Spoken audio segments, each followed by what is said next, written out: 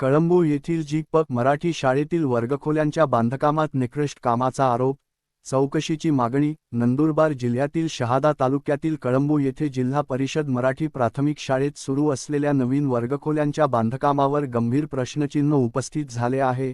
संबंधित बांधकामात मातीमिश्रित वाळू वापरून निकृष्ट दर्जाचे काम सुरू असल्याचा आरोप ग्रामस्थ व पालकांकडून करण्यात येत आहे. मिळालेल्या माहितीनुसार, शाळेच्या इमारतीसाठी वापरली जाणारी वाळू गुणवत्ताहीन असून त्यामध्ये मोठ्या प्रमाणात मातीचा अंश असल्याचे दिसून येत आहे. यामुळे बांधकामाची मजबूती आणि टिकाऊपणा धोक्यात येण्याची शक्यता व्यक्त केली जात आहे. विद्यार्थ्यांच्या सुरक्षेचा प्रश्न निर्माण होत असल्याने पालकांमध्ये संतापाचे वातावरण आहे. काही स्थानिक नागरिकांनी संबंधित कामात अभियंता आणि ठेकेदार यांच्यात संगनमत असल्याचा संशय व्यक्त केला असून, या प्रकरणाची सखोल व निष्पक्ष चौकशी करण्यात यावी, अशी मागणी केली आहे.